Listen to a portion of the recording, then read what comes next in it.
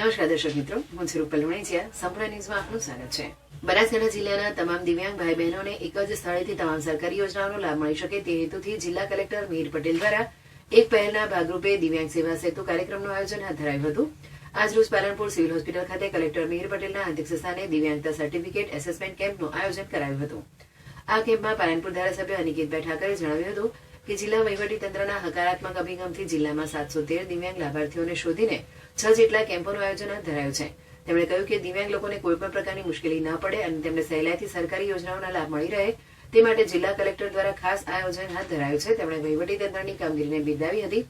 આ કેમ્પમાં જિલ્લા કલેક્ટરે જણાવ્યું હતું કે દિવ્યાંગ ભાઈઓ બહેનોને સરકારના વિવિધ લાભ મળી રહે તે માટે પ્રથમ કડી કોઈ હોય તો તે છે દિવ્યાંગતા સર્ટિફિકેટ.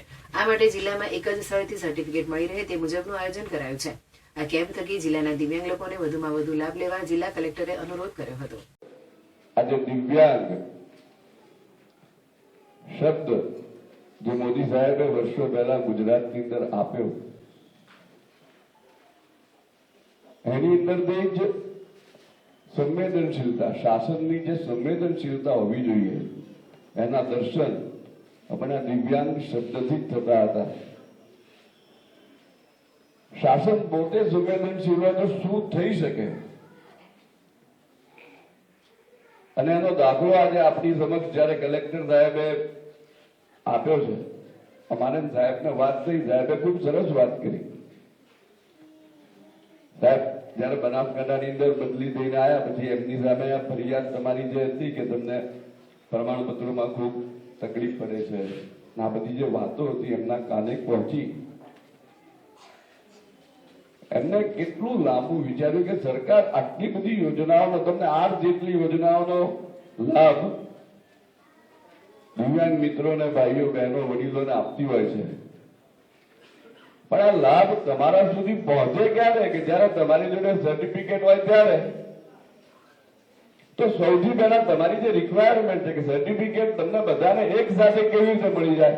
આખા જિલ્લાની અંદર 6 જેટલા કેમ્પ કરીને 713 જેટલા લાભાર્થીઓને શોધીને, હું જે વાત કરવા માંગુ છું એમને શોધીને, જેમને તકલીફ પડતી હતી એવા લાભાર્થીઓ કઈ જગ્યાએ બેઠા છે એક માધ્યમથી શોધીને એક સાથે આખા જિલ્લાની અંદર 6 આ જ રીતના કાર્યક્રમો કરી અને સર્ટિફિકેટ આપ સર્વને મળી રહે એના માટેની જે દ્રષ્ટિ, જે વિઝન અને આવું સદકાર્ય કરવાનું એક શાસક તરીકે આદરણીય શ્રી કલેક્ટર સાહેબને સૂચવું. કલેક્ટર સાહેબને હું લાખ અભિનંદન આપું છું કે આપણા સૌની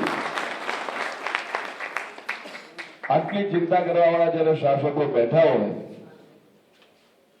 ત્યારે મને લાગે છે કે ગુજરાતની અંદર, આ ભારતની અંદર સંવેદનશીલ સરકાર હોય ત્યારે આપણે કોઈ ઉપર નરેન્દ્રભાઈ બેઠા હોય, આપણા ગુજરાતના મુખ્યમંત્રી ભૂપેન્દ્રભાઈ બેઠા હોય, જ્યારે પણ કોઈ પણ પ્રશ્ન લઈને જઈએ ત્યારે એનું તરત સમાધાન મળી જાય એટલા સંવેદનશીલ મુખ્યમંત્રી હોય ત્યારે આપ સૌએ કોઈ પણ વાતની ચિંતા કરવાની રહેતી નથી. સરકાર એક સેવા સેતુ એવો કાર્યક્રમ ચલાવે છે. આ સેવા સેતુ કાર્યક્રમનો અભિગમ એ છે કે જેટલી યોજનાઓનો લાભ સરકાર આપે છે એ યોજનાઓના લાભ લેવા માટે સરકાર સામેથી તમારા આગળ આવશે. તમારે કચેરીઓમાં ઉપર નીચે ધક્કા ખાવાની જરૂર નથી. જ્યારે ઓક્ટોબર મહિનામાં આ કાર્યક્રમનો 3જો તબક્કો ચાલતો હતો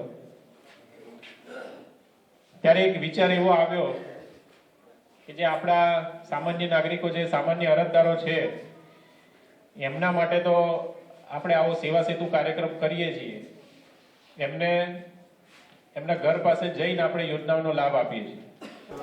મારું નામ ભાવેશ લોધા છે. હું ડીસા તાલુકાથી આવું છું. ઘણા વર્ષો પહેલાં મારે સ્પાઇનલ કોર્ડમાં ઇન્જરી થઈ હતી, જેના લીધે હું 2 પગથી ચાલી શકતો નહોતો. એના પછી મેં હેન્ડીકેપ સર્ટિફિકેટ કઢાવવા માટે ઘણા પ્રયાસો કર્યા.